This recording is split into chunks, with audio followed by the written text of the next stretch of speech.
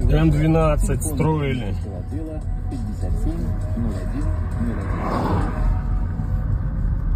И лес так и гниет. Все, что срубили, все гниет. Составляют молодые люди в возрасте от 13 до 20 лет.